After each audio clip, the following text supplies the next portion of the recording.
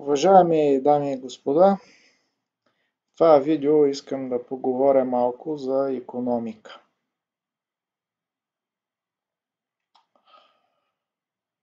Аз не съм икономист, но ако сте забелязали, особено ако имате известна представа от икономика,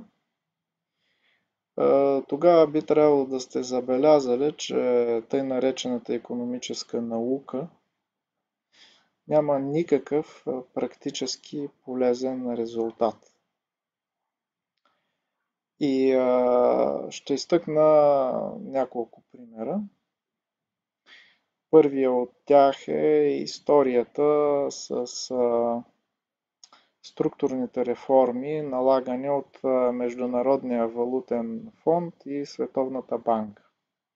Значи, това е период от няколко десетилетия, в който тия две институции дават заеми на развиващите се страни с цел тяхното икономическо развитие, преборване на бедността,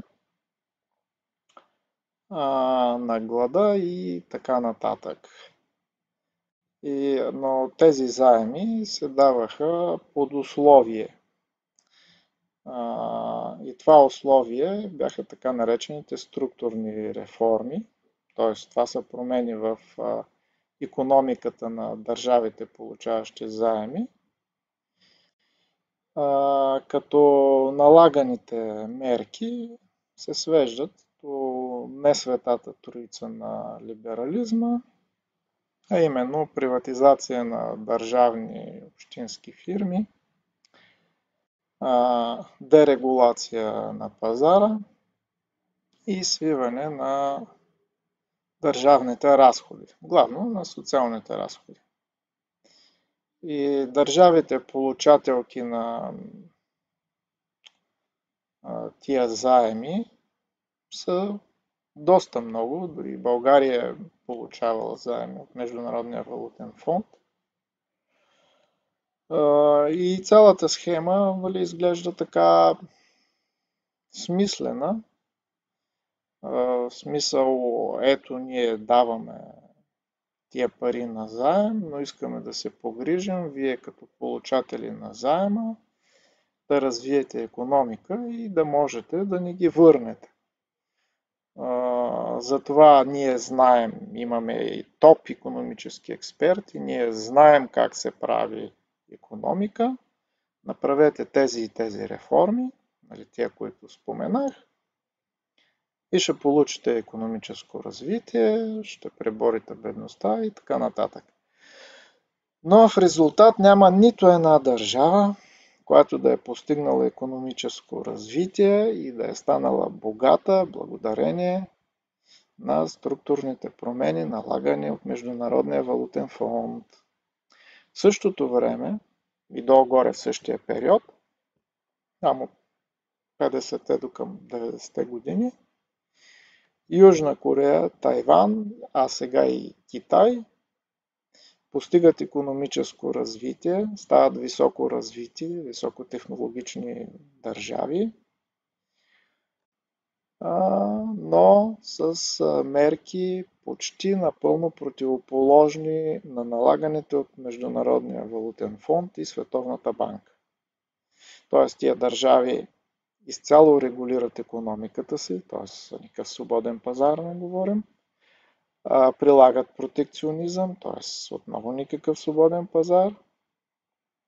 Голяма част от фирмите са държавни, банковите системи са изцяло държавни и в Южна Корея, и в Тайван, особено в Тайван, и в Китай е строго регулиран. Чуждите инвестиции са ограничавани, чужди заеми също са ограничавани, не са вземани. Валутата е пестена. И тук се задава въпроса, кое е грешното в подхода на Международния валутен фонд и Световната банка? Действително ли там работят компетентни икономисти или декларираната цел не е истинската цел на тия две институции? До тук добре, нали, може да допуснем, не, те са искали нещо друго и просто са излъгали въпросните държави, които получават заеми. Нали, схемата е проста. Фалирай ги и след това изкупуваме активите на безценица. Обаче, втория пример – санкциите срещу Русия. Как така не проработиха? Нали, тия западни политици, американски, те нямат ли си икономически съветници? Няма ли кой да им каже, че те няма да проработят? И тук отново нещата се свеждат до тъй наречения икономически либерализъм, в който дори западните икономисти изглежда вярват и вече изцяло са забравили икономическата история. А именно икономическата история съдържа точно начина, по който се постига икономически растеж. Сега няма да правя обяснения за Русия подробни. Ще спомена само основното търговско правило на Британската империя. То е доста старо, от колониални времена. И гласи: правилната външна търговия е да внасяш суровини и да изнасяш промишлена стока. А лоша търговия е да внасяш промишлена стока, а да изнасяш суровини. Сега виждаме ситуацията между Западна Европа и Русия. Русия изнасяше суровини, всички знаем, газ и нефт, и внасяше промишлени стоки от Западна Европа. Там коли, компютри, електроуреди, всичко. Значи търговията между Западна Европа и Русия за Русия е лоша, а съответно за Западна Европа е добра. Когато прекратите лошата търговия на Русия и добрата търговия на Западна Европа, кой ще спечели и кой ще загуби? Естествено, ще спечели Русия, ще загуби Западна Европа, което се и получи. Така че, къде са икономическите експерти на Запада? Нека дадем един по-местен пример. Години наред съсловните организации на тъй наречения бизнес у нас, те са 2 или 3 ли, мисля, че са 3, но може и да са 2. Години наред те изискваха от държавата либерализация на пазара на електричество. Значи това беше, нали, така основно голямо изискване. И в края на 21 година, добре се спомням, мисля, в края на 21 година, получиха тая либерализация на пазара на електричество. И цената скочи и стана непоносима за тях и те почнаха да се оплакват колко висока е цената на тока и до сега се оплакват, как щяла да ги фалира, как ще ли станат неконкурентно способни. И добре де, господа, нали го искахте това нещо? Значи, къде е тая икономическа компетентност на те наречения бизнес? Къде са му икономическите съветници? Същото стана в Европа с газа. Там цените скочиха доста преди войната в Украйна, въпреки че тя вече се очертаваше, но там се случи същото нещо. Там отказаха договорите с Русия, за да се продава газа ден за ден на борсата. И цената на газа скочи и те също бяха недоволни как така бизнеса страда толкова висока цена на газа. Преди войната. Така че този икономикс или тая икономическа наука някакси не се виждат нейните резултати, не се вижда някакъв положителен ефект, а навсякъде се говори за икономика. Икономиката и растежа са най-важното нещо. Всичко правим за икономиката, за благоденствието и така нататък.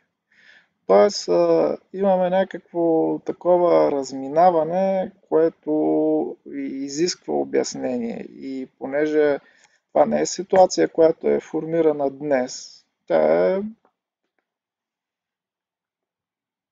над 50 години, над 70 години, може би, а и повече.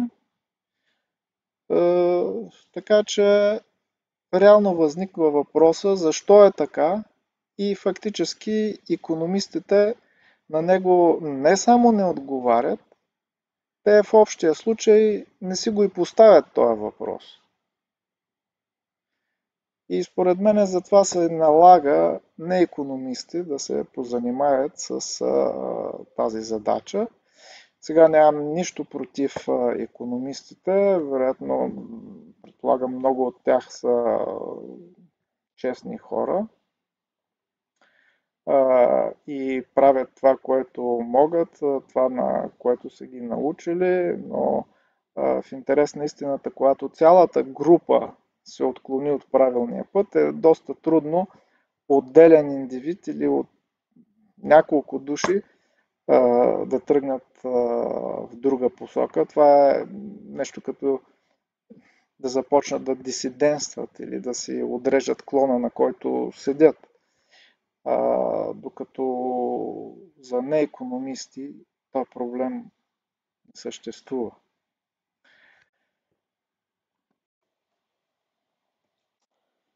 Всеобщо мнение е, че провала, така се каже, на икономиката, липсата на каквито и да е прогнози или резултат, идва от факта, че икономическата система е прекалено сложна, че с нея не могат да се извършват експерименти, няма как да се съберат съответните данни, за да се приложи позитивистския научен подход. И това до някъде е вярно, въпреки че създава едно такова съмнение, защо след като не могат да се правят експерименти, от които да се извлича информация, не се ползва икономическата история, която остава като единствен източник на информация. Но дали този подход е правилен и колко е правилен, според мен не е толкова правилен, защото икономиката тя е наше дело, тя не е възникнала от само себе си, т.е. тя не е природно явление, тя е наше дело. Така че за мен е по-правилно да се вгледаме в това, което правим и да видим какъв е неговия резултат. Аз ще се постарая това, което казвам, да е разбираемо за всички, но въпреки това все пак някаква математическа подготовка е необходима и то не напълно елементарна, но някъде в рамките на първи курс на техническите вузове, така математика е необходима. Т.е. необходимо е да се познае експоненциалната функция. Необходимо е също да се знае какво е обратна връзка, кога е положително и отрицателно, но тези неща аз с тях ще започна и ще се постарая да ги обясня на разбираем език. Но така или иначе за разбирането на икономиката от моя гледна точка не е необходимо нещо повече от математика от първи курс. Добре, нека да е трети курс на техническите вузове. Би трябвало да е и на икономическите вузове, защото там също се учи математика, но защо там не се получава е отделен въпрос. Та, нека започнем с това, кога една система има обратна връзка, какво представлява обратната връзка, кога е положителна и кога е отрицателна. Впоследствие ще стане дума за това как тя се прилага към съвременната икономическа система. Значи, системата се разглежда като нещо цяло и неизвестно. Не знаем какво става вътре, но имаме входен сигнал, т.е. нещо, което постъпва на входа, и изходен сигнал, т.е. някакъв ефект, който излиза от системата.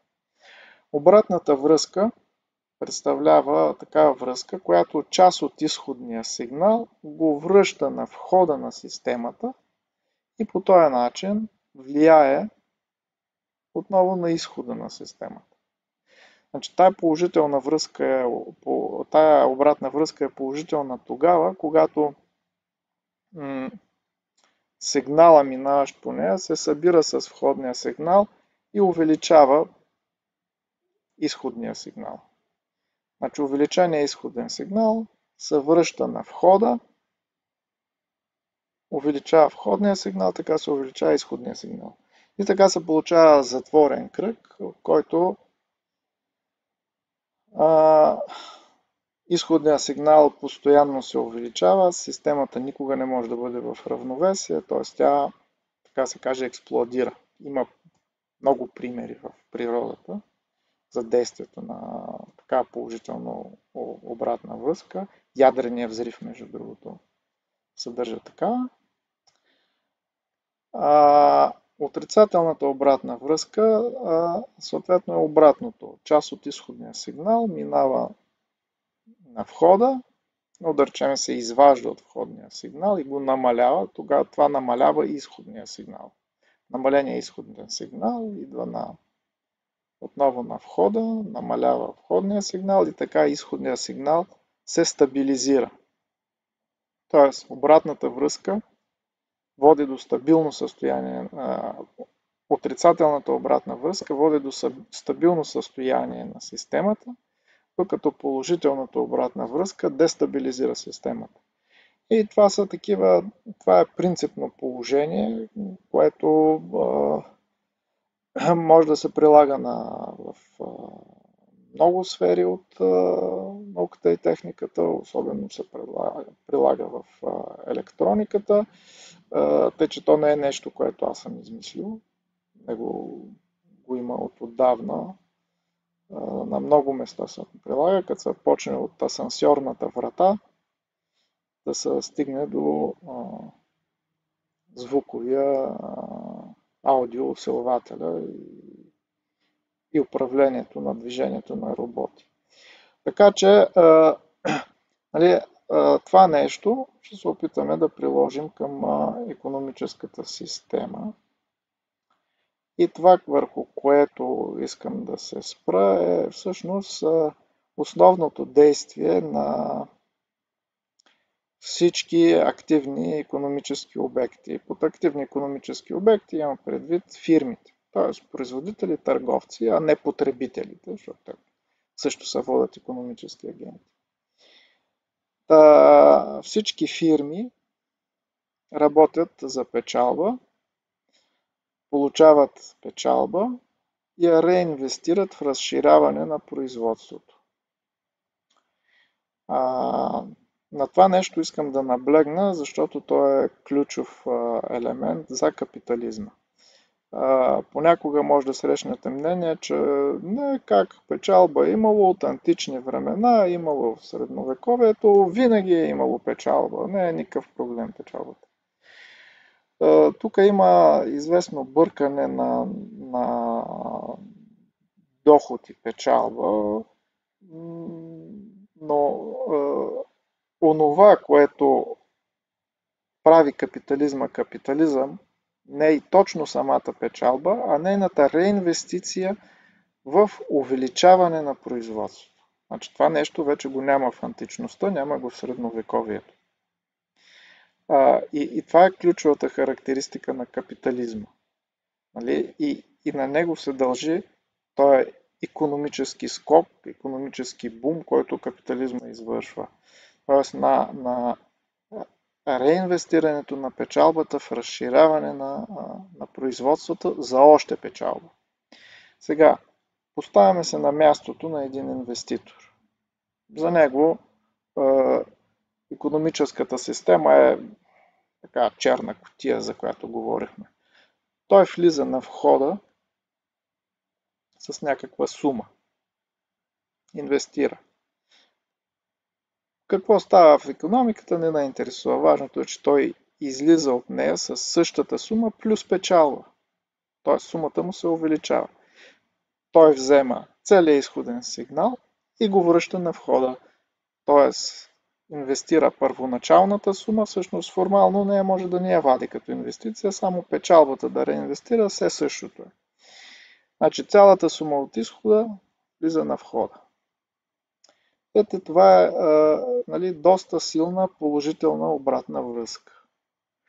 И тя се характеризира с експоненциална функция, тъй като по дефиниция експоненциална функция е така, която расте пропорционално на стойността си, т.е. печалбата расте пропорционално на първоначално инвестираната сума. Значи, ако двама инвеститори инвестират различни суми, печалбите им ще са пропорционални на инвестираните суми. Затова тая положителна връзка в икономиката, тя се описва от експонента. И от това нещо би трябвало да следва, че за достатъчно богатите хора техният доход и богатство трябва да растат експоненциално. Сега тук да вметна, че дохода е производна на богатството или богатството е интеграл от дохода, но за експоненциалната функция, производната на експоненциална функция, интеграл от експоненциална функция, така че и богатството, и доходите на достатъчно богатите хора трябва да растат експоненциално. Казвам достатъчно богати, това означава, че техните лични разходи за потребление са пренебрежимо малки в сравнение с сумата, която те инвестират ежегодно или поддържат като инвестирана някъде. И за най-богатите хора в света това очевидно е изпълнено. И в интернет могат да се намерят данни. Интернета не така винаги има интерес към богатството на най-богатите хора, затова има и данни. Те почти никога не са официални, тъй като сега това е лично дело на въпросните инвеститори, няма защо да се ровим в него, но интереса на хората си интерес, данни има. И тук виждаме растежа на богатството, примерно на Джеф Безос. Забележете, че вертикалната ос е в логаритмична скала, а хоризонталната е линейна скала. При тия условия експоненциалната функция е права линия.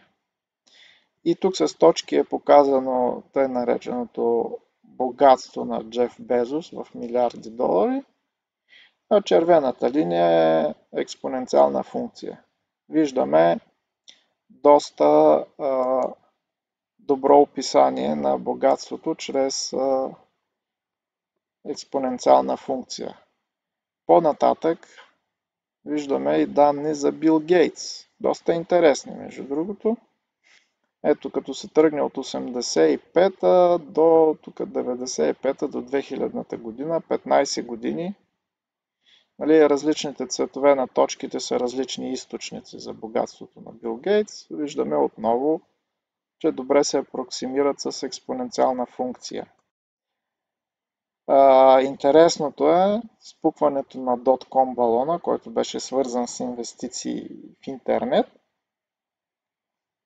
след който отново имаме експоненциален растеж, но вече с много по-малък наклон. Тук редно е да спомена, че наклона всъщност представлява относителната печалба. В случая на Бил Гейтс. И накрая искам да покажа и растежа на богатството на Уорън Бъфет. То също е интересно, защото е за малко по-дълъг период. Виждаме от 50-та до 70-та година експоненциален растеж. Тук 71 година се отменя Бретън Удското съглашение, което отменя се златния стандарт. Т.е. долара вече не е обвързан с златото. И тук имаме смяна на наклона. След това имаме от 70-та до 2000-та година 30 години постоянен наклон, което означава добре диверсифициран инвестиционен портфейл, но дотком балона се отразява и на растежа на богатството на Уорън Бъфет. Така или иначе, за отделните инвеститори, експоненциалният растеж на тяхното богатство и доход се потвърждава. Сега как да минем към цялата икономическа система? Трябва да съберем инвестициите на всички инвеститори. Т.е. на всички инвеститори в една затворена икономическа система. Техните богатства растат експоненциално, обаче сумата от експоненти в общия случай не е експонента, но има две важни приближения, едното от които се оказва полезно. Едното приближение е при много дълги времена. Или при, както се казва в математиката, при безкрайно растаща аргументна функция. Тогава в сумата от експоненти взима връх тая, която расте най-бързо. Т.е. тая, която е с най-голям наклон тук на графиките. Другия и по-важният и по-интересният случай е при много къси времена. Тогава сумата от експоненти може да бъде приближена с една експоненциална функция, чието експоненциален показател е претеглено средно аритметично от експоненциалните показатели на сумираните функции, като е претеглено с предекспоненциалния множител. Тоест, в случая на инвеститорите е претеглено с сумите, които те инвестират. А предекспоненциалният множител на общата експоненциална функция е просто общата инвестирана сума от всички инвеститори. И това приближение по груби сметки е валидно за около 50 години, ако средната претеглена печалба е около 10%, а нейната дисперсия, мисля, че бях взел около 0,2. Така че има голям шанс това приближение т.е. за къси времена, къси от порядъка на 50 години, да работи. За нея, които се интересуват от формули, могат да бъдат показани. Сумата от всички инвестиции се представя като експоненциална функция, където експоненциалният показател е претеглено средно от експоненциалните показатели за растежа на всеки един от инвеститорите, претеглено с първоначалната инвестирана от него сума, а предстепенния показател пред експоненциалния множител съответно е сума от инвестираните от всички инвеститори суми. От това следва, че общата парична маса в икономиката трябва да расте експоненциално. Също така от това следва, че ако се вземат доходите на най-богатите 0,1 или 1% от населението, то те също трябва да растат експоненциално, за да не се бавим. Няма да показвам такива данни, имам ги, включително от 19 век насам за Франция. Да, действително растат експоненциално. Ще се спра само на растежа на общата парична маса, като мярка за нея съм взел най-широкия паричен агрегат. По принцип другите агрегати също, парични агрегати също растат експоненциално, но понеже може да има прехвърляне между тях, съответно изкривяванията са повече, докато общия паричен агрегат е сума от всичко, което икономистите са сметнали, че може да бъде счетено за пари, и мисля, че това е най-правилната величина.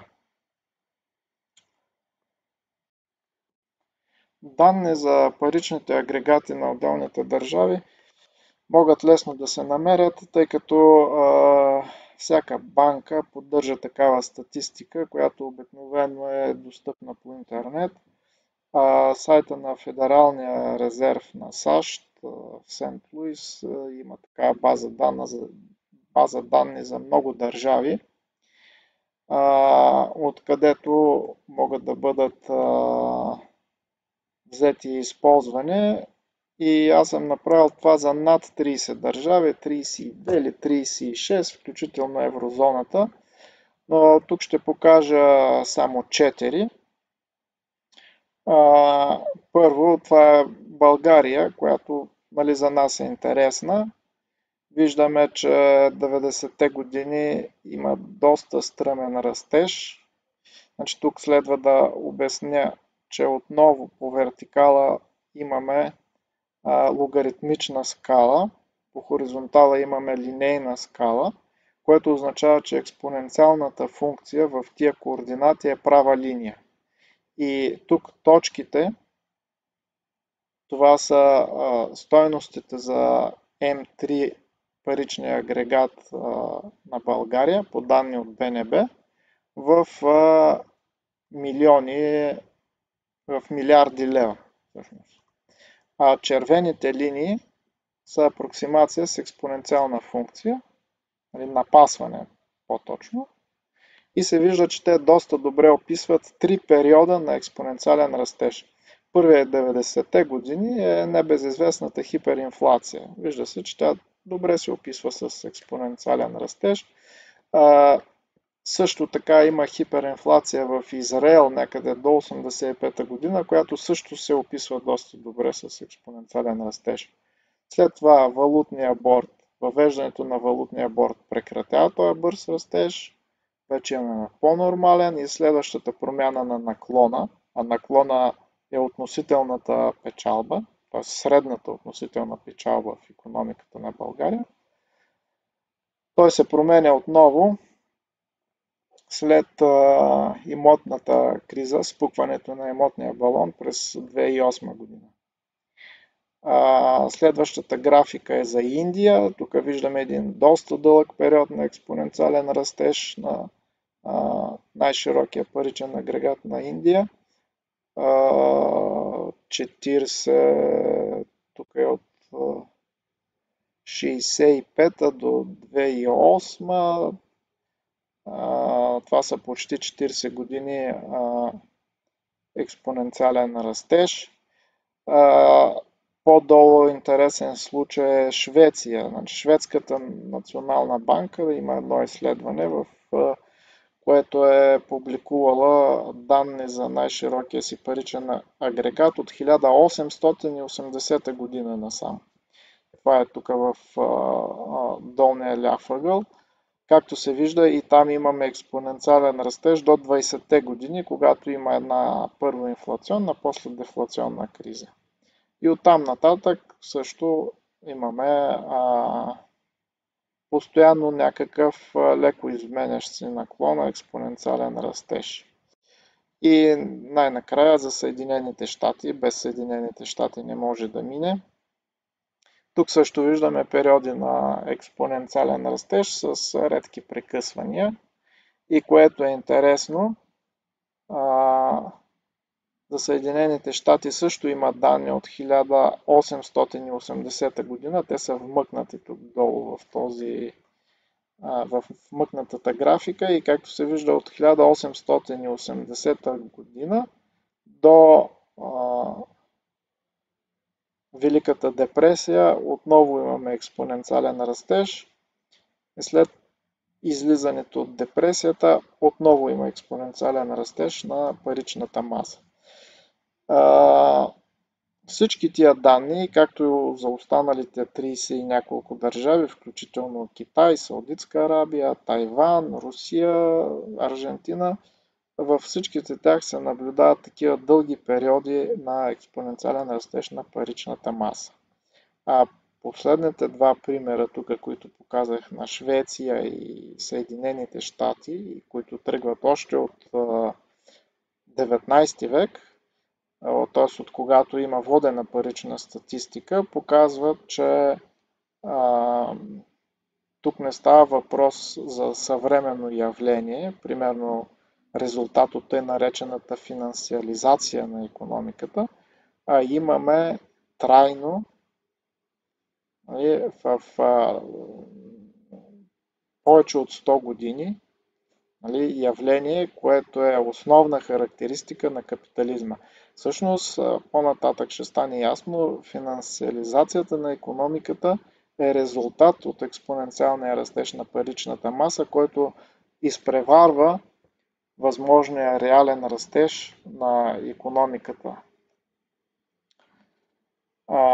Така че експоненциалният растеж на паричната маса е характеристика на капитализма. Та не е съвременно явление. И така, стигнахме до извода, че общата маса от пари, т.е. всичко, което считаме за пари, расте експоненциално. Като забележете, изхождаме от един единствен факт, а това е, че всички фирми работят за печалба и реинвестират някъде печалбата.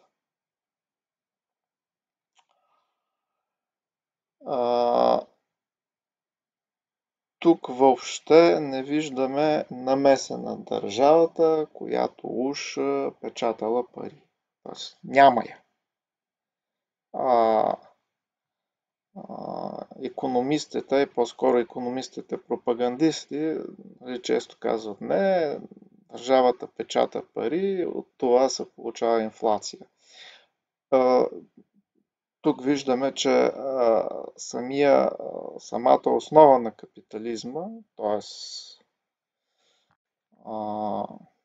разширяването на производството чрез печалба, води до увеличаване на паричната маса и може да се каже, ако се спазва монетарната теория, въпреки че и тя е съмнителна,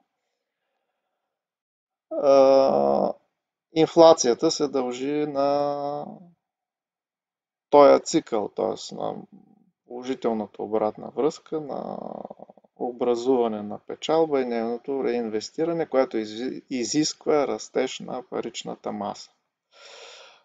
Има обаче доста други изводи, които следват от растежа на паричната маса, които са не по-малко, дори бих казал по-важни.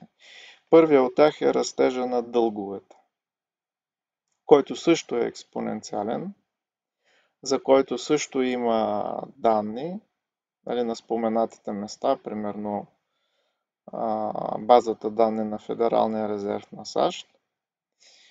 И обикновено на нас не се втълпява особено много за държавните дългове, как държавите правили неправомерни разходи, затова растял държавния дълг. От време на време се споменава, че има и корпоративен дълг, също растящ експоненциално. И почти никога не се споменава, че всъщност домакинствата също имат дълг. И, например, за Съединените щати той е почти равен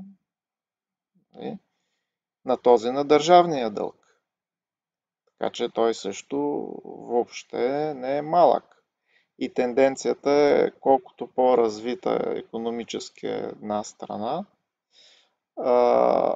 толкова по-голяма е задлъжнялостта на домакинствата в нея. Защо се образува този дълг? Причината е проста, тъй като основното количество пари се образува в търговските банки, примерно чрез така нареченото банкиране чрез частичен резерв. Това също не е тайна, него го има описано в учебниците по финанси, нали? Не е нещо конспиративно. Съвсем просто и реално е, изучава се в икономическите вузове. Така че именно това банкиране прави така, че новите пари, тия, които осигуряват растежа, се появяват чрез дълг. Сега при частичен резерв от 10%, значи около 10% от парите се образуват чрез дълг. Но вече има и банкови системи с нулев частичен резерв, нали, както са примерно в Канада и Австралия, там мисля, че се каже коридорна система, просто има долна и горна граница на лихвата, която определя Централната банка и толкова. Няма изисквания за резерв. И понеже за да се осъществява този цикъл на печалба и реинвестиция, е необходимо, както установихме, общата парична маса да расте експоненциално, то и дълговете трябва да растат експоненциално. И ако хората могат да бъдат изплашени и да не вземат дългове, както например след кризата през 2008 година в САЩ има така значително отдръпване от дълговете, от вземането на заеми от домакинствата, то някой друг трябва да взима тези заеми. Ако народа не може да бъде убеден да взима заеми, бизнесите не могат да бъдат убедени да взимат заеми, някой друг трябва да взема заеми. И кой е този друг? Естествено, държавата. Така че всички приказки за намаляване на държавния дълг, за спиране на неговия растеж. Спомняте се за Съединените щати по времето на Обама имаше една кампания, мораториум щяха да слагат върху растежа на държавния дълг на Съединените щати. И нищо от това не се получи и не може да се получи. Защото докато имаме този цикъл на печалба и реинвестиция, който предизвиква растеж на общата парична маса, на нея на този растеж съответства растеж на дълговете. И някой трябва да да задлъжнява задължително при тази система. Просто друг начин няма. Така че всеки, който говори за намаляване или премахване на държавния дълг, или не разбира какво говори, или манипулира. Да, може, нали, с цената на някакъв по-малък или по-голям катаклизъм временно да бъде спрян растежа на държавния дълг или дори намален. Но минале време той отново трябва да тръгне нагоре. Нали, няма друг начин при тази система. Друго следствие е безмислеността на металните стандарти, т.е. на сребърен или златен стандарт. По-популярен е златния стандарт. Нали, до сега могат да се намерят привърженици на въвеждането на металически стандарт и дори се говори, така се пропагандира как когато е имало златния стандарт, икономиките са вървели по-добре, всичко е било по-добре. Дайте да се въведе, за да имат парите някакво покритие. Значи при факта на експоненциален растеж на паричната маса, парите не могат да имат никакво покритие. Защо? Значи от какво се определя бързината, с която расте паричната маса? Както казах и както видяхме, наклона на кривите, които показах, т.е. експоненциалният коефициент на експоненциалната функция, той представлява относителната печалба, средната относителна печалба, както по време, така и по инвеститори, по бизнеси, ако искате. И тя се определя, нали, тя не следва от някакъв икономически закон, тя се определя изцяло от алчността на инвеститорите. Очевидно е, че основен принцип е в икономиката максимизирането на печалбата. Колкото по-голяма, нали, толкова по-добре. Та безкрайна печалба не им се получава почти никога, тъй като сега все пак нали, тая печалба се реализира на пазара и някой трябва да купува, никой не иска да купува на огромни цени. Но има и минимална печалба, която вече не е контролирана от пазара, просто е контролирана изцяло от желанието на инвеститорите. И тая минимална печалба е онази, при която те се отказват от бизнеса. Тоест,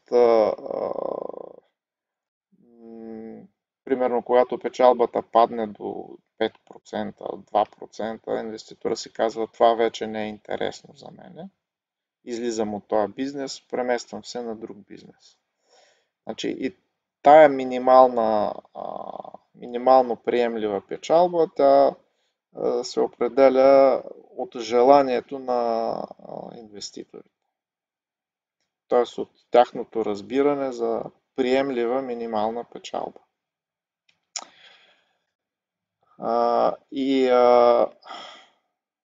Тази печалба, нали, тя по принцип е по-малка от средната печалба, която определя наклона на показаните криви и растежа на паричната маса.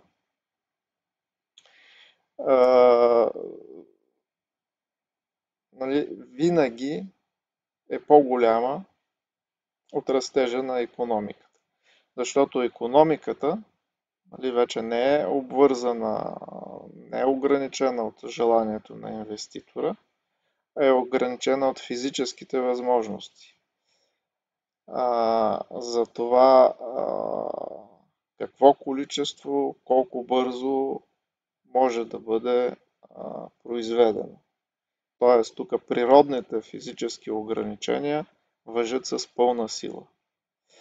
И когато се обърнем към златото, примерно за златен стандарт, то не може да се добива експоненциално с скоростта, която изисква нарастването на паричната маса.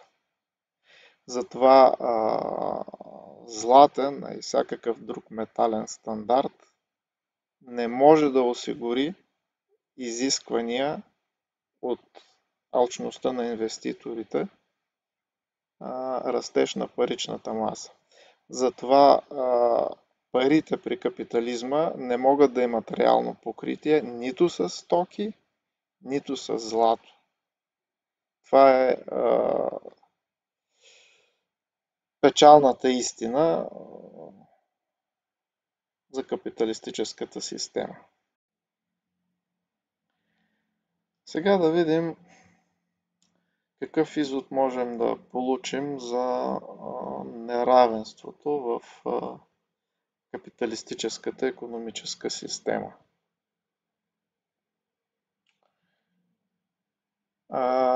Вече показах или доказах, че доходите на инвеститорите растат експоненциално. Т.е. това, което е печалба за фирмите, то се разпределя между собствениците на фирмите. Така че те получават своя доход, особено ако са големи инвеститори. Те въобще не работят на заплата, получават своя доход изцяло от печалби. И този доход расте експоненциално. От това следва, че и богатството, което натрупват, също расте експоненциално. И това оформя една обществена класа. А втората обществена класа, това са работещите на заплата. Значи те, ако пренебрегнем инфлацията, защото от време на време заплатите се компенсират за инфлацията, ако пренебрегнем инфлацията, работещия на заплата получава една и съща сума. Дали ще е всяка седмица, всеки месец или годишно, как ще отчитаме, няма значение. Но това означава, че неговия доход е постоянен. Той е константа. Въобще не расте. А богатството, което би могъл да натрупа, ако въобще успее да спести нещо, може да расте само линейно. Интеграл от константа е линейна функция. И като мярка за неравенството може да се образува едно такова отношение между дохода на инвеститора и дохода на един работник или богатството на инвеститора и богатството на един работник на заплата. И тогава се получава едно отношение, което в числителя експонента, в знаменателя или константа, или линейна функция. И в двата случая, когато се изчисли математическа граница на това отношение, тя отива към безкрайност. И изводът е съвсем прост. Неравенството клони към безкрайност. И това няма как да бъде поправено чрез данък. Дори чрез прогресивен данък. Не може да бъде поправено. Дори да направите данъка за богатите 99%, вие просто умножавате на това отношение числителя с 0,01, но граничната стойност продължава да върви към безкрайност.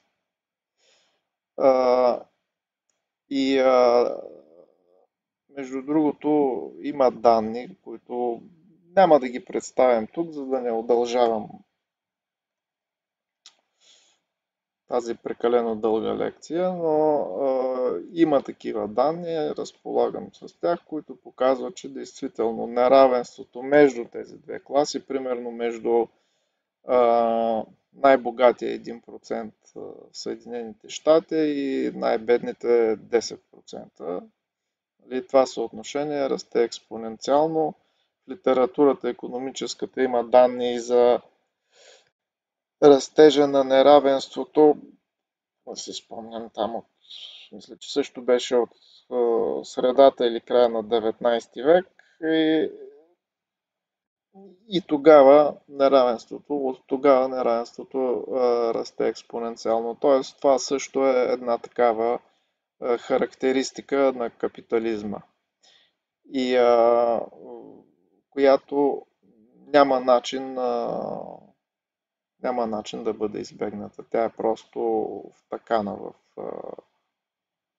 в системата и следва от това, нали, че паричната маса расте експоненциално, което пък е следствие от работата за печалба и реинвестиране на печалбата.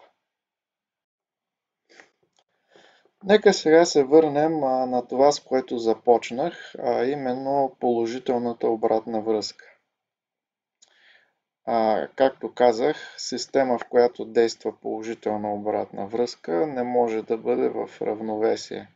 Тя непрекъснато пътува на някъде, така да се каже, до безкрайност. Капиталистическата икономическа система, както показах, съдържа положителна обратна връзка, доста силна. Следователно, тя не може да бъде в равновесие. И това се вижда на практика. Това бурно икономическо, техническо, ако искате дори и научно развитие, което наблюдаваме през последните няколко стотин години, фактически се дължи на тази положителна обратна връзка. От друга страна обаче, в икономиката съществува една така доста популярна теория, нали, един голям дял от икономиката, който се занимава с икономическото равновесие.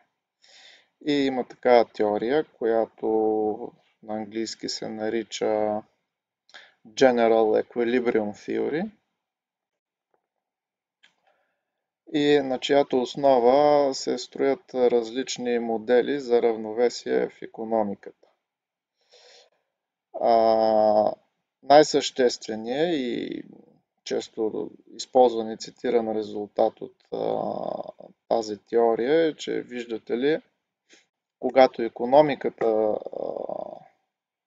попадне в състояние на равновесие, теорията цели да докаже, че такова равновесие съществува, в това състояние на пазарно равновесие има такива равновесни цени, които са постоянни, и при това равновесие разпределението на ресурсите е оптимално, т.е. най-добро.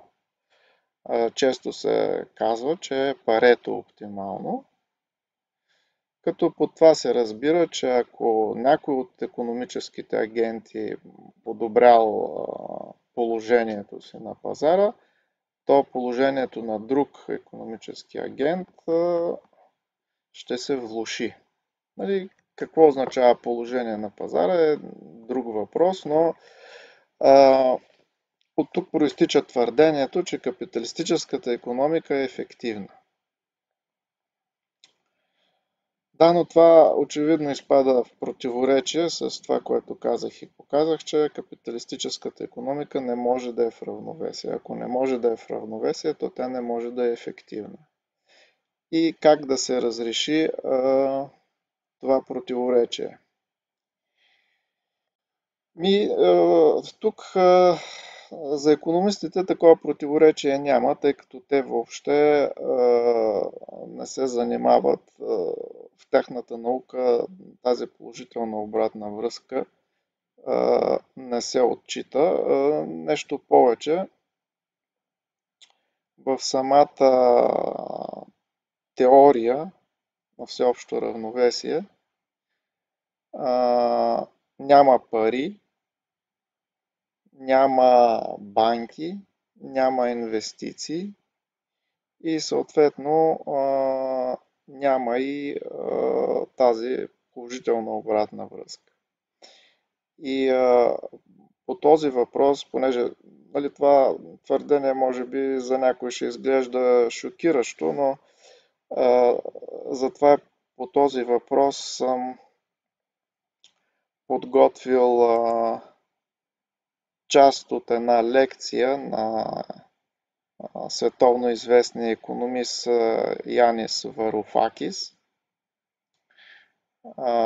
която той е изнесъл в университета в Тюбинген. Ето виждате нейното обявление на сайта на Янис Варуфакис. Значи тя е сравнително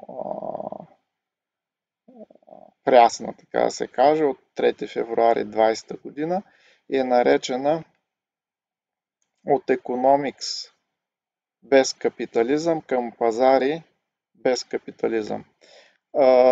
Нали, това е, което ще ползвам, се отнася до първата част, економикс без капитализъм, докато с втората част не съм особено съгласен.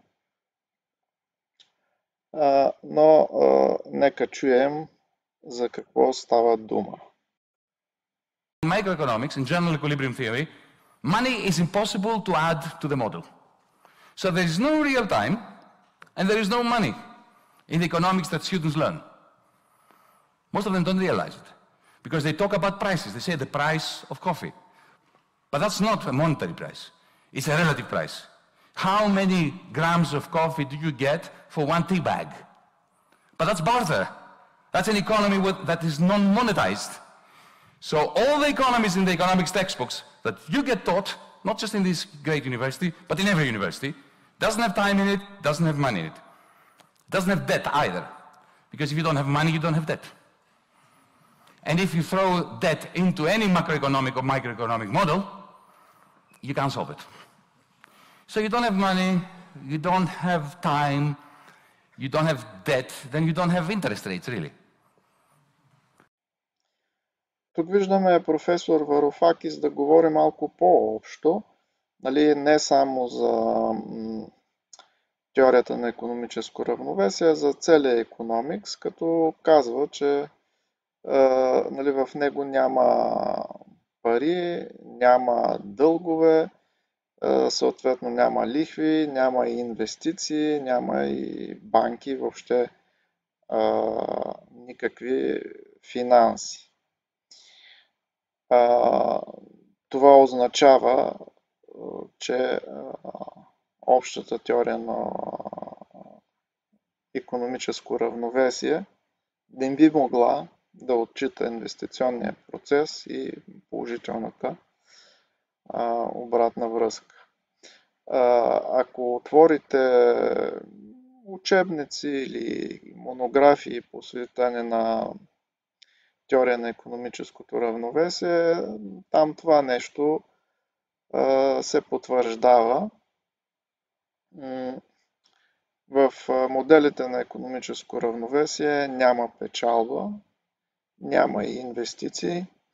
В ранните модели въобще няма печалба, в по-късните се налага условие за нулева печалба, а в още по-късните печалбата се приравнява на дивиденд, който обаче се използва изцяло за потребление, а не за инвестиции. Друг начин за елиминиране на инвестициите е като в модела фирмите се въвеждат без от тях да се изисква някакъв първоначален капитал. Тоест, те възникват от нищото без каквато и да било инвестиция. И въпреки това, тази тема за икономическото равновесие в икономикса е много голяма, по нея са работили много хора. Има включително давана поне една Нобелова награда. И по нея е работил един действително велик учен и гений. Това е Джон фон Нойман. И тук аз искам да покажа една негова статия. Той всъщност не е писал много статии по икономическо равновесие. Та може би така най-важната, ако не е единствената. Първоначално тази статия е написана от фон Нойман на немски, мисля, че 1938 година. Това е английски превод от 1945 година. Както може да се види, статията е изключително математизирана, с доста тежка математика. Това се отнася за всички модели по теория на икономическо равновесие. Но това, на което искам да обърна внимание, е, че ето тук той разписва уравненията, които според него са приложими към икономическата система. Това са 7, 7', 8, 8', и дава тълкование какво означават тези уравнения.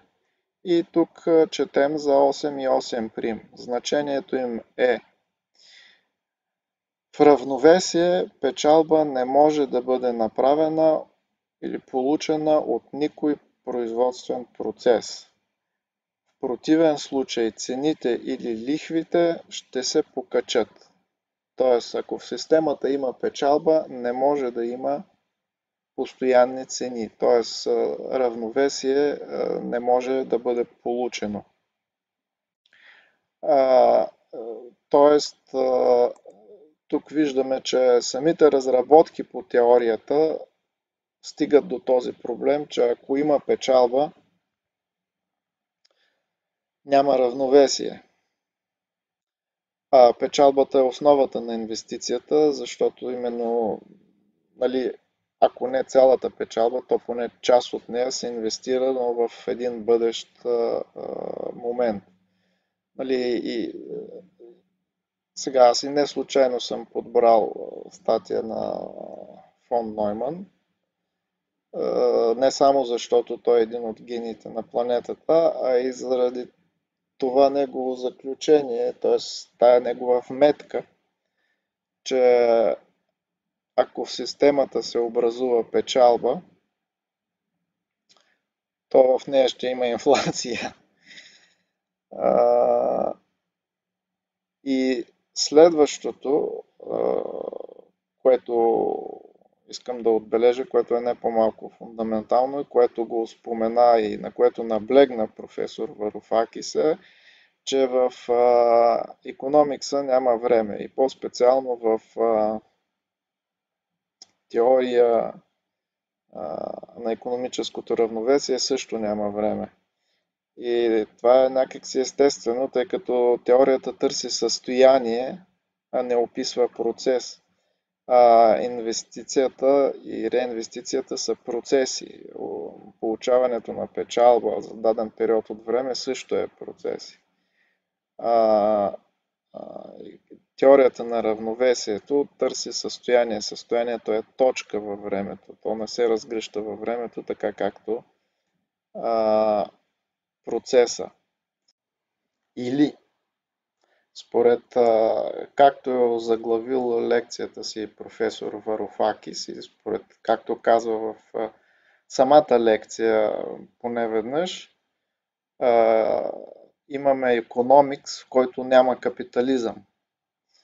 Тъй като именно този инвестиционен процес, както в началото на самата лекция наблегнах, инвестиционният процес за разширяване на производството е отличителната черта на капитализма. А в икономикса и в частност теорията за икономическо равновесие, този процес е елиминиран. Затова имаме economics, т.е. икономическа наука без капитализъм. И така, общото заключение от целият този, от това привидно противоречие е, че всъщност теорията на икономическо равновесие не отчита инвестиционния процес, не отчита печалбата, а реално в капиталистическата икономика всички фирми работят за печалба, всички фирми и инвеститори използват печалбата за инвестиции. Тоест, теорията на икономическо равновесие и всички подчинени и следващи от нея модели са неприложими за реалната капиталистическа икономика. И оттам заключението за равновесие и ефективност при постоянни цени е неприложимо за реалната икономика. Тоест, дори теорията доказва обратното на това, което обикновено се твърди. Тъй като ако за да се получи икономическо равновесие, т.е. за да бъде икономическата система в равновесие, трябва да няма печалби и инвестиции, то след като в реалната капиталистическа икономика има печалба и инвестиции, то тя не може да бъде в равновесие и не може да бъде ефективна. Тоест, реалната ситуация, реалната капиталистическа икономика не е ефективна.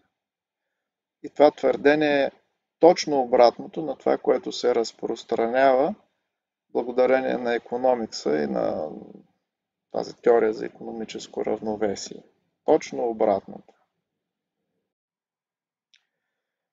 Нека сега опитаме да обобщим казаното до тук.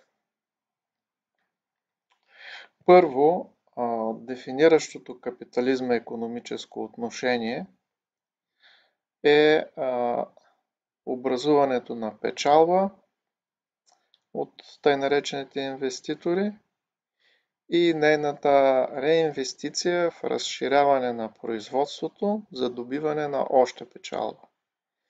Казахме, че това е отличителна и основна черта на капитализма. Това икономическо отношение обаче задава една положителна обратна връзка. И от тук веднага стигнахме до извода, че капиталистическата система не може да бъде в равновесие, което означава, че имаме постоянно растящи цени, т.е. инфлация. Тя следва директно от печалбата и икономическата система не е ефективна, както твърди икономиката, т.е. тя не води до оптимално разпределение на ресурсите, които се ползват в икономиката и после потреблението. Показахме, че тази положителна обратна връзка води до експоненциален растеж на общата парична маса, която влече след себе си експоненциален растеж на дълговете. От тук следва растеж на неравенството в едно добре дефинирано класово общество от две класи на хората, които получават по-голямата част от своя доход от печалба, т.е. от инвестиции, и втората класа, която получава своя доход главно чрез заплати. Между тия две класи неравенството расте до безкрайност. Видяхме още, че тия тенденции, тия характеристики на капиталистическата икономика. Те не са от вчера, не са резултат от неолиберализма.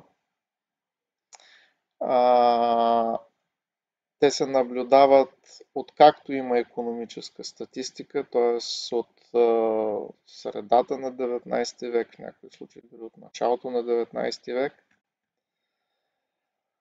И представляват характеристика на самия капитализъм, на самата система с икономическа печалба и влагането и в разширяване на производство.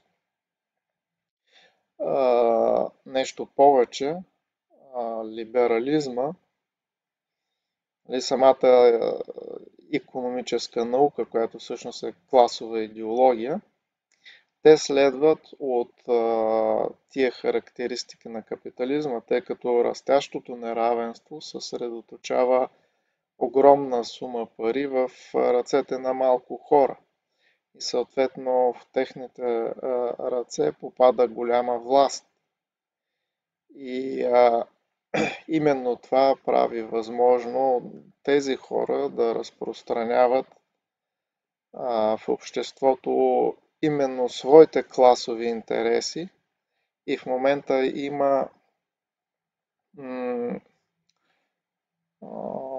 голямо отъждествяване на обществения интерес с интереса на това малцинство, на тая класа, на тъй наречените инвеститори, по-старому капиталисти и така нататък.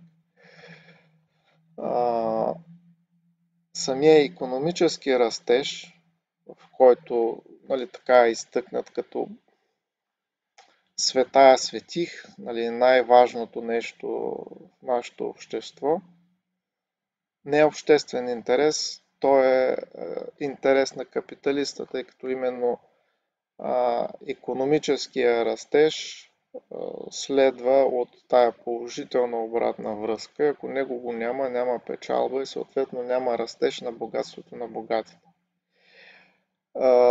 Това изглежда така доста, как да кажа, сякаш не изглежда приемливо, тъй като ние сме научени, че виждате ли, благодарение на икономическия растеж, ние получаваме всички тия джаджи, които ползваме, които улесняват живота ни, като това са автомобилите, телефоните, компютрите и какво ли още не, медицината и така нататък. Да, вярно е, тези придобивки улесняват нашия живот в много по-голяма степен, но те не са произведени за това, че улесняват живота ни. Те са произведени за печалба. Ние сме ги произвели за печалба, при това сме ги произвели принудително. Защото факт е, че на повечето хора не им се работи, някои хора направо отказват да работят. И излиза така, че за да произведем всички тия придобивки, които улесняват живота си, ние всъщност стъжняваме живота си чрез тяхното производство. И какъв е крайният ефект от това нещо? Ние виждаме в западното общество, което де-факто е изчезващо. И изчезващо не защото някой го е нападнал, никой не може да го нападне, то е най-силно и във военно отношение, а защото самото то изчезва демографски. Тъй като производството на тия неща, които уж улесняват живота ни, води до такива стресови ситуации, до такива извращения на живота, до такава ситуация, при която човек решава: не, аз не искам да имам деца. Тоест отказва се от нещо, което уж е заложено дълбоко в него като инстинкт, те наречения инстинкт за продължаване на рода. И тук виждаме и последните фази с джендаризма, ЛГБТ и прочее. Виждаме последните фази на този човешки разпад, който именно е продукт на начина на производство, на бързия икономически растеж и всички стресови ситуации, свързани с него. И още едно нещо, на което искам да наблегна. Ако селскостопанският труд е крайно необходим, защото винаги трябва да се храним, всеки ден. Няма начин храненето да бъде отложено с една седмица, например. Докато за промишлената продукция не е така. Значи ние винаги може да отложим купуването и съответно производството на нов хладилник, на новия модел телефон, на новия автомобил. Може да ги отложим с една година, с 2 години, с 3 години. Това по никакъв начин няма да влоши качеството на нашия живот. Още повече, че ние нямаме мярка. Ние не знаем достатъчно бързо ли произвеждаме хладилници или прекалено бавно. Единственото сравнение е между нас с другите.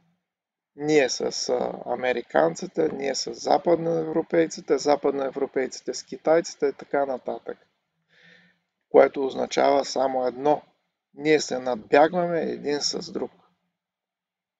Тоест, този стрес, който си създаваме, е изцяло идва от състезанието или както се казва от конкуренцията ни един с друг.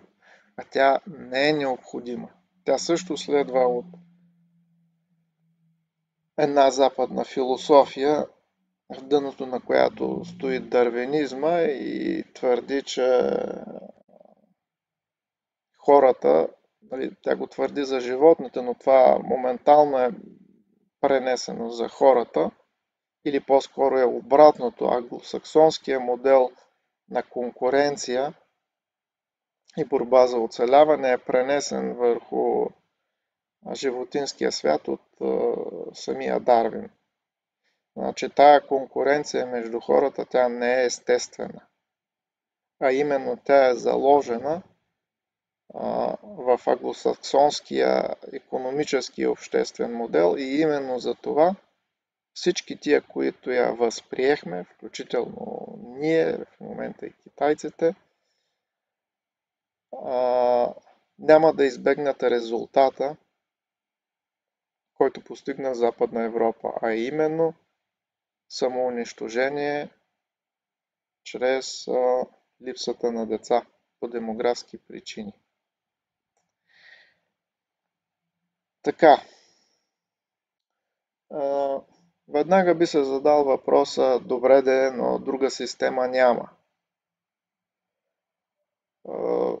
Сега да се съчини друга икономическа система е по-простия проблем. След направения, нали, до тук анализ е ясно, че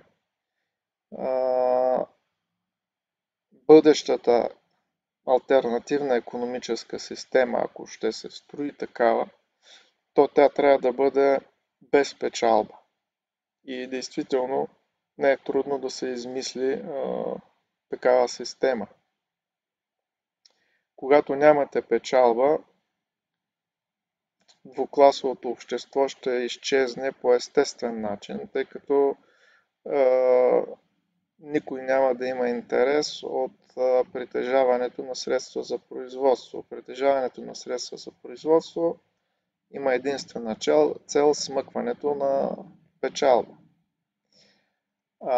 Освен това ще изчезне пазарната икономика, защото онова, което в момента нали, се договаря при образуването на цената, т.е. при пазаренето на пазара, това е именно печалбата на търговеца или производителя, тъй като той не може да слезе под производствената цена.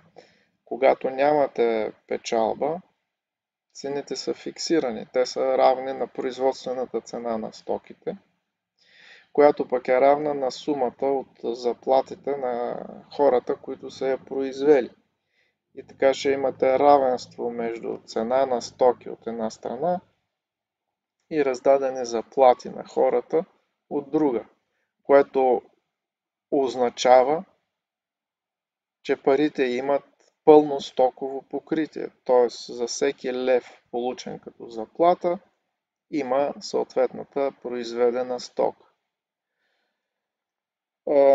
Сега това, че цените носили някаква информация за това какво се произвежда и какво не, е чиста спекула. Цените не са необходими за това нещо. Те са необходими единствено да покажат къде може да се прави печалба.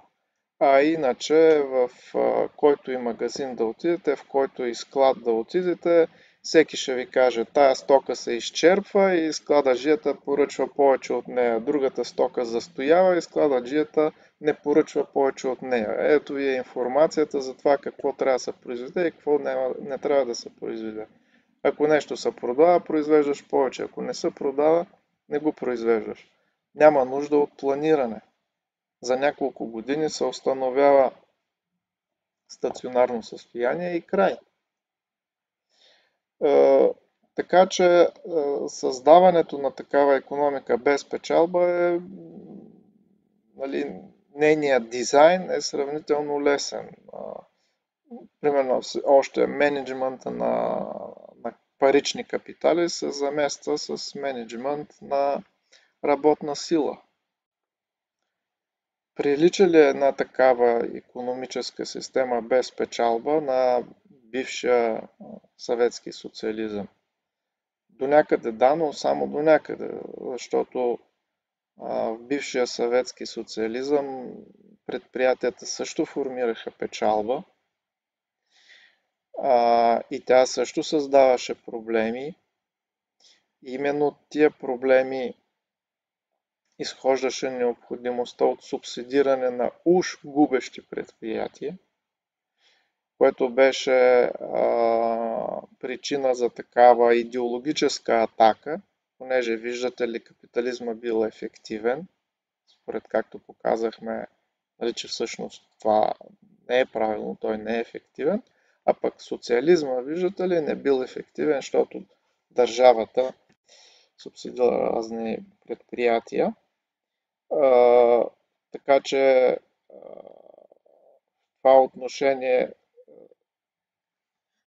социализма, съветския социализъм не беше толкова далеч от капитализма, тъй като също имаше печалба, но да, имаше фиксирани цени.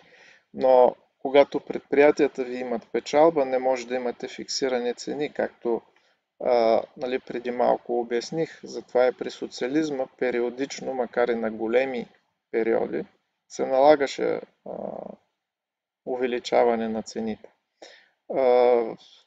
Така че системата без печалба може да прилича на социалистическата по това, че цените са фиксирани, по това, че частната собственост върху средствата за производство ще отпадне, но тя и не прилича на нея, тъй като няма печалба.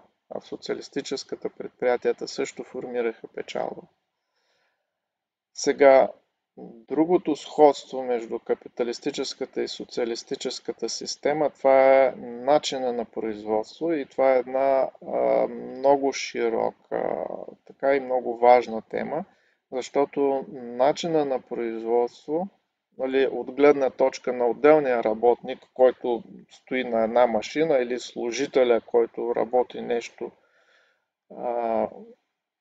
на бюро или на стол, тая работа при капитализма и при социализма беше общо взето една и съща. И за отделния работник няма разлика дали той работи в социалистическо или в капиталистическо предприятие. Разбира се, на ниво общество има разлика и това тогава не се осъзнаваше, дори и сега частично се осъзнава, след като загубихме социалистическото общество. На ниво общество има разлика, но на ниво отделен индивид, отделен работник почти няма разлика.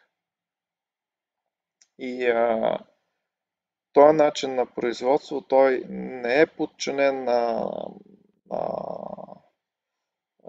добруването на индивида, на добруването на отделния човек, както казах, той е подчинен на растежа на производството, на растежа на печалбата, на натрупването на капиталиста. И същото нещо правеше и социалистическата държава, макар че тя, нали, натрупваше и преследваше икономически растеж, не за частно, нали, за определени индивиди, а за цялото общество. И трябваше да го прави, защото икономическата конкуренция, икономическото състезание има отношение към развитието на военната техника и въоръжаванията. Както знаем, между социализма и капитализма се разигра основната война на 20 век, Втората световна война. Така че това има отношение и към оцеляването на източно-православното общество по време на 20 век. Но това вече, нали, е минало. И пак отново опираме именно до конкуренция и до съперничество, в случая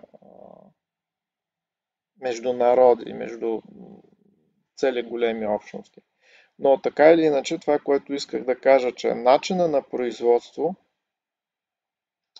той е до голяма степен за повечето от хората еднообразен, монотонен, 8 часа на ден, 5 или 6 дни в седмицата и честно казано за много хора прилича на наказание, отколкото на някаква форма на себеосъществяване или личностно развитие и така нататък. И именно това и самото разделение на труда, то следва от самото разделение на труда.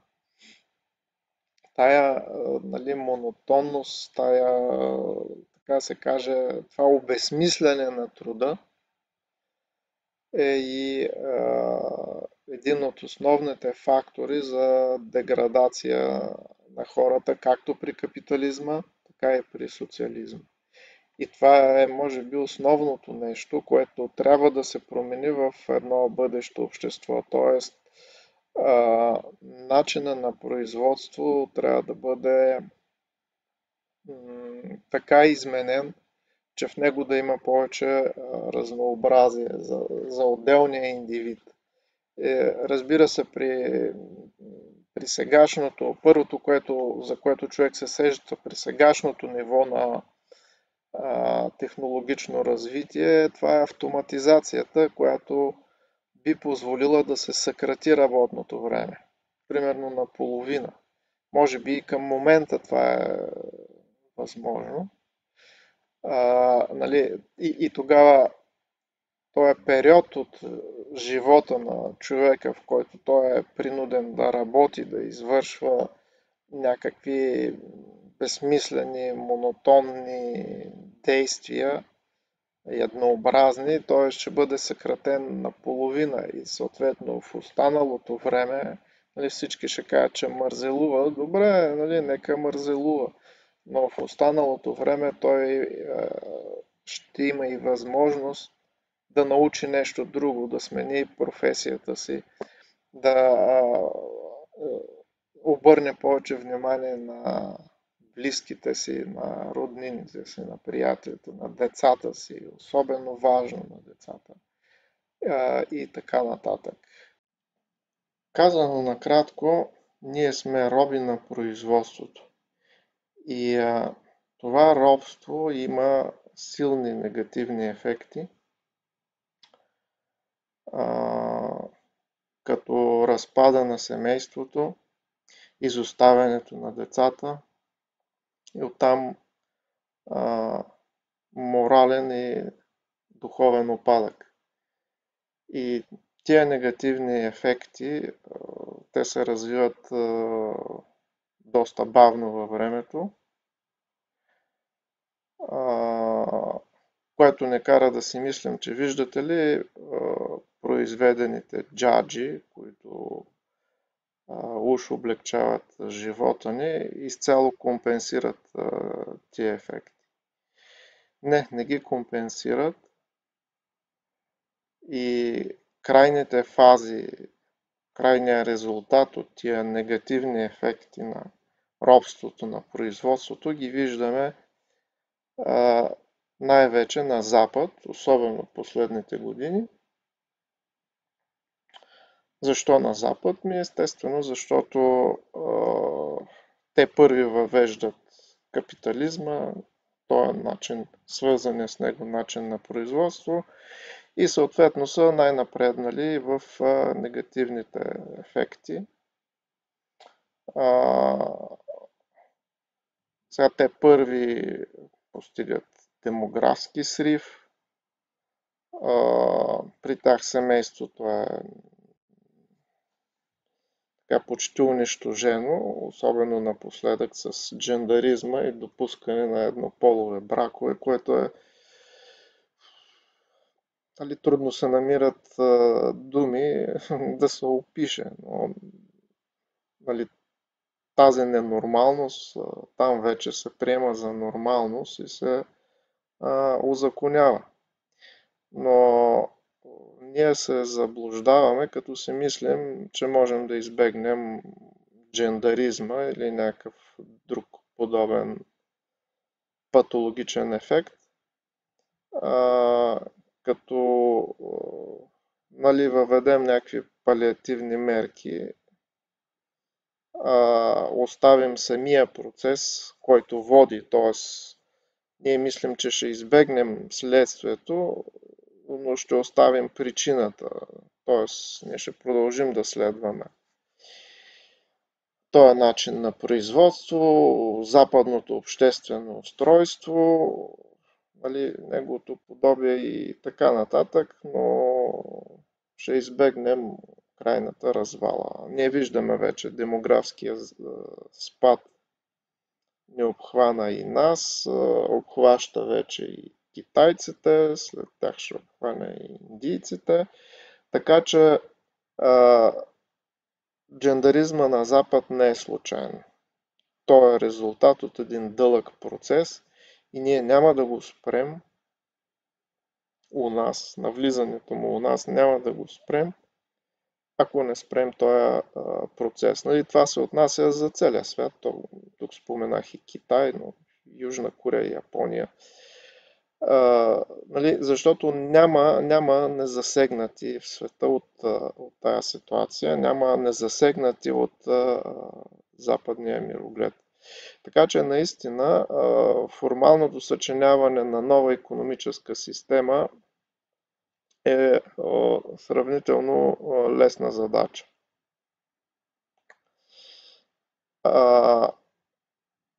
Но икономическата система не възниква на пусто място. Зад нея има някакъв доминиращ обществен морал и доминиращ мироглед. Естествено, зад съвременната капиталистическа система стои западния мироглед. С неговата конкуренция, борба за оцеляване, негативна същност на човека и така нататък. Дори в икономиката е залегнало това нещо, че виждате ли капитализма впрегнал негативните черти на човека в постигането на прогрес. Виждаме го този прогрес. Запада практически изчезва и е повлякал всички, които са се повели по него. Така че всъщност онова, което трябва да се направи и което е по-трудното, това е да променим своя начин на мислене и своето поведение. Тоест от лоши хора да се превърнем в добри хора. И онова, което на първо място следва да се направи, това е да се очертае западния мироглед и да се изреже и да се хвърли на бунището на историята, защото западният мироглед, западният начин на живот, този негативизъм, който извира от него ежедневно, той унищожава доброто в нас във всеки един момент, от люлката до гроба. И това действително се отнася за всички хора на цялата планета, тъй като аз не виждам народи или общества, които са незасегнати от западния мироглед.